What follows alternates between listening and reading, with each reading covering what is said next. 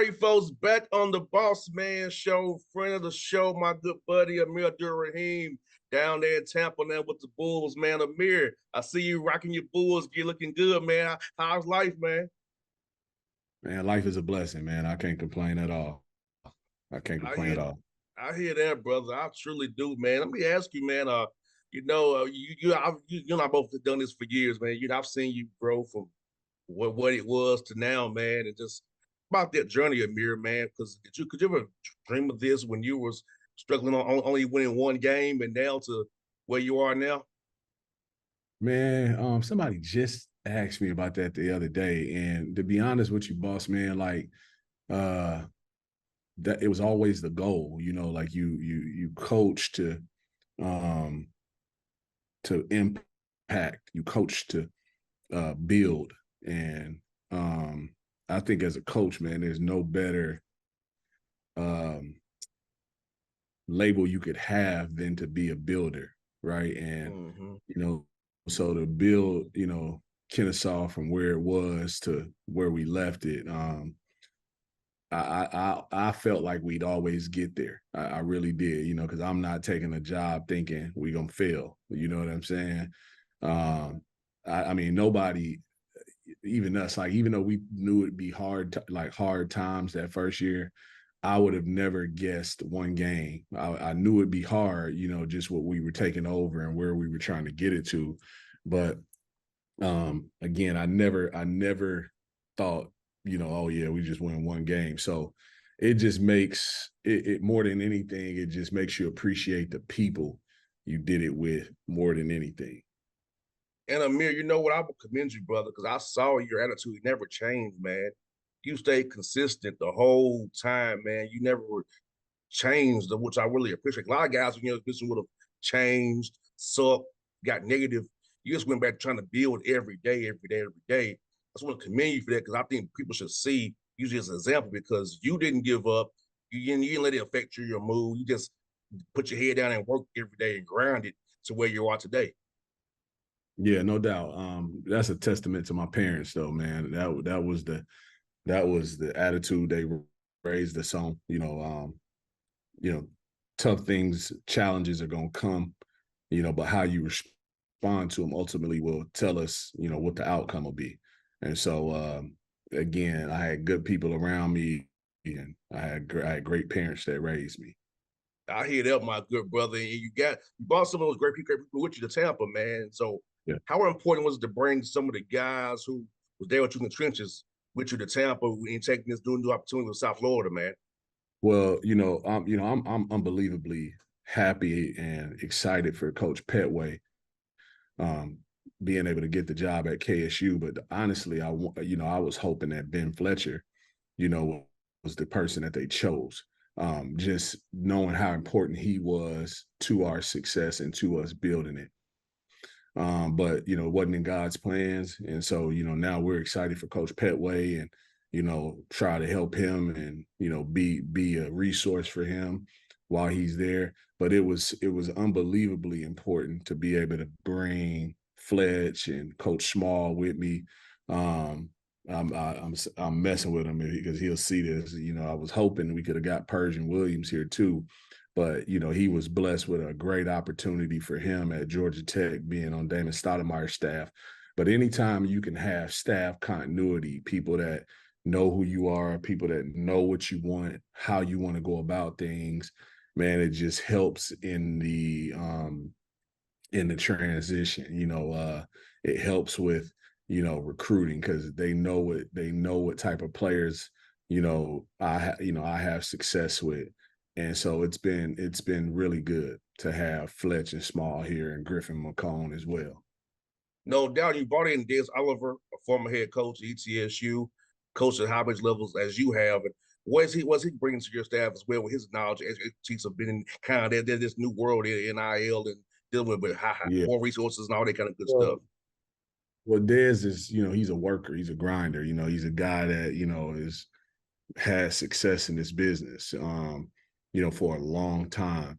And so he just brings a wealth of knowledge, experience, relationships from a recruiting standpoint. And, he cares about impacting young people.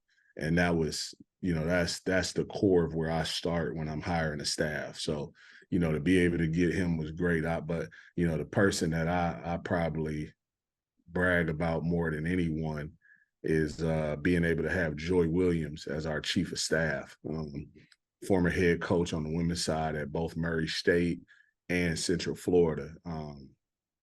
Just she's seen things and had success, and she's going to help all of us, including myself on our staff, grow.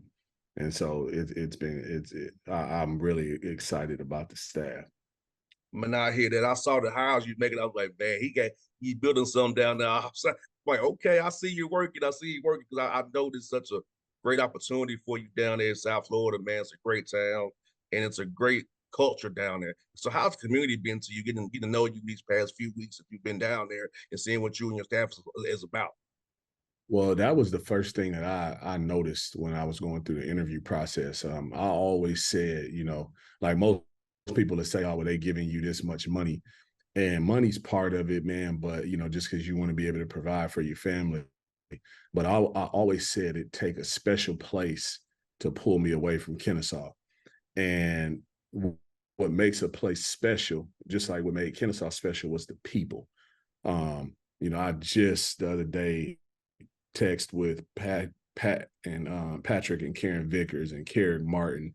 I stay in touch with Mel Clemens. I talk to him probably, once a week or something like that. And these were people that helped us build Kennesaw into what it is. And when I came down to interview here at South Florida, that was the first thing I realized with A.D. Kelly, our senior men's administrator, senior associate AD Lee Butler, Jackie Grant, and then you meet Will Weatherford, you meet Jay Stroman, you meet President Rhea Law. I mean, you meet these people and you see why South Florida is special, and you see why it's the fastest growing university in the country.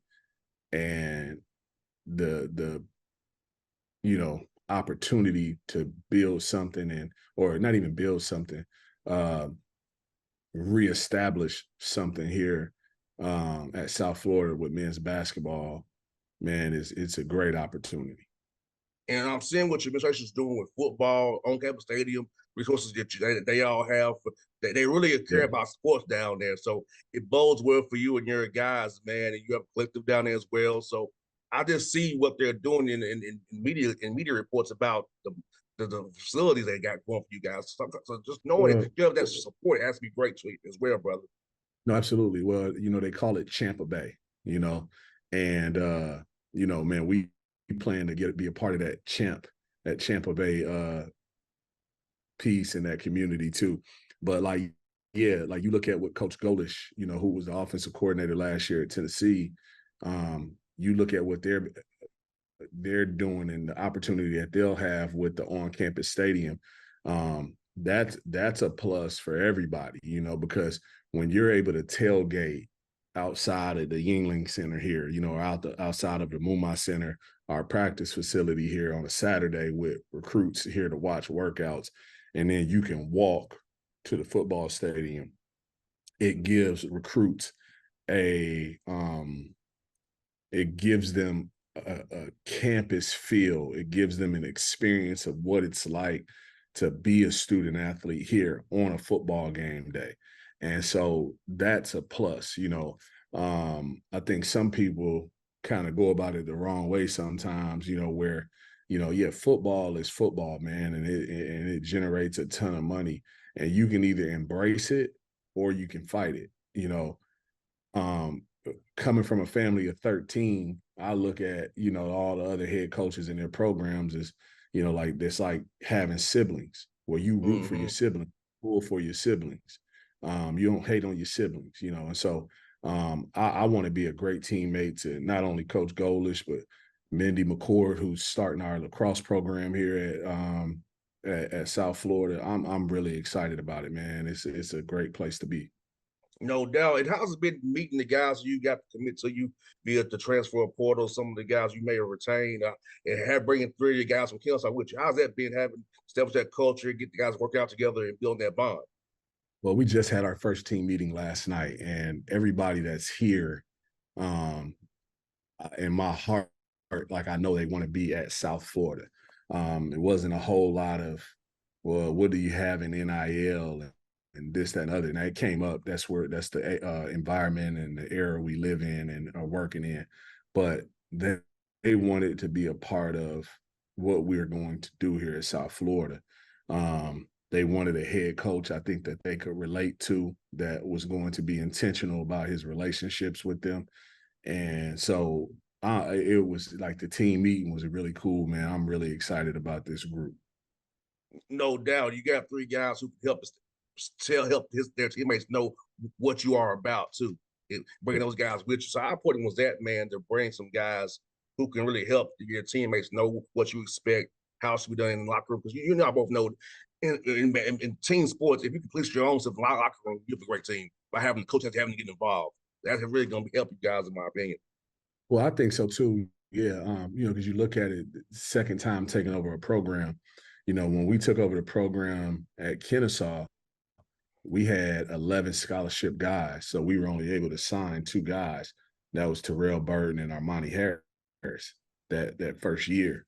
And so what made that first year so challenging was that you had a group of kids who came to play for one coach.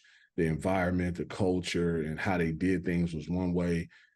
Then all of a sudden you got me and my staff coming in and we're saying, hey, we're going to do it this way. So they're learning our environment, they're learning our culture and what we have to do. So now the beauty of this job taking over at South Florida, we lost some guys to the transfer portal.